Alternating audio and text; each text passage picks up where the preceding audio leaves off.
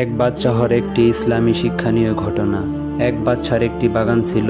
বাগানটি ছিল অনেক বড়, বিভিন্ন স্তর বিশিষ্ট। বাদশা একজন লোককে ডাকলেন, তার হাতে একটি ঝুড়ি দিয়ে বললেন, আমার এই বাগানে যাও এবং ঝুড়ি বোঝাই করে নানান রকম ফলমূল নিয়ে আসো। তুমি যদি ঝুড়ি ভরে ফল আনতে পারো, আমি তোমাকে পুরস্কৃত করব। কিন্তু শর্ত হলো যে বাগানের যে অংশে তুমি পার হবে সে অংশে আর দ্বিতীয়বার যাইতে পারিবে না। লোকটি মনে করলো এটা তো কোনো কঠিন কাজ নয়। তাই লোকটি বাদশার কাছ থেকে ফলের ঝুড়িটা নিয়ে বাগানের ভিতরে প্রবেশ করলেন এক দরজা দিয়ে। দেখলো গাছে গাছে নানান রকমের ফল ফুল সুন্দরভাবে পাকি রয়েছে, কিন্তু এগুলো তার পছন্দ হলো না। সে বাগানের সামনের অংশে গেল। এখানকার ফলগুলো তার কিছুটা পছন্দ হলো, কিন্তু সে ভাবলো আচ্ছা থাক, সামনের অংশে গিয়ে দেখি, সেখানে হয়তো আরো উন্নত ফল পাবো, সেখান থেকেই ফল ঝুড়ি ভরে নেব। সে সামনে এসে পরের অংশে অনেক উন্নত ফলমূলের দেখা পেল। সেখানেও মনে মনে সে একই কথা বলল যে থাক, সামনে গিয়ে দেখি, সেখানে হয়তো এর থেকে আরো ভালো ফল পাবো, সেখান থেকে ফল ঝুড়িতে ভরবো। সে সামনে এসে পরের অংশে এসে উন্নত ফলের দেখা পেল।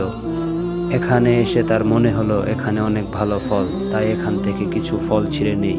কিন্তু পরক্ষণেই ভাবতে লাগলো সবচেয়ে ভালো ফল ঝুড়িতে নেবে। তাই সে সামনে এগিয়ে বাগানের সর্বশেষ অংশে প্রবেশ করলো। সে এখানে এসে দেখলো ফলের কোনো চিহ্নই নেই। অতএব সে আফসোস করতে লাগলো আর বলতে লাগলো, হায়, আমি যদি বাগানে ঢুকেই ফল সংগ্রহ করতাম, তাহলে আমার ঝুড়ি এখন খালি থাকতো না। এখন আমি বাদশাকে কি করে মুখ দেখাবো? ঝুড়ি সহ বাগানের প্রবেশকারী লোকটির সাথে আমলনামা সহ দুনিয়ার বাগানের প্রবেশকারী তোমাকে তুলনা করা যায়? তোমাকে নেক কাজের ফল ছিঁড়তে বলা হয়েছে, কিন্তু তুমি প্রতিদিনই ভাবো আগামীকাল থেকে ফল ছিঁড়ব।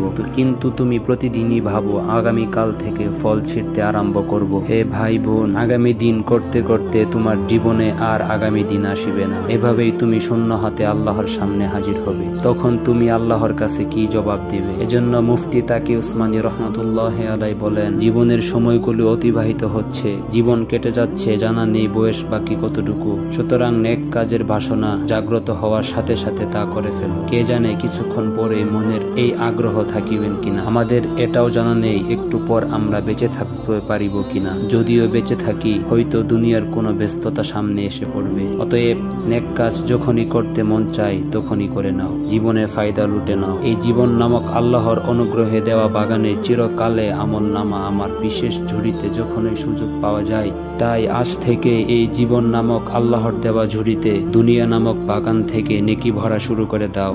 পরে সময় পাবো কিনা তা তো আমাদের জানা নেই।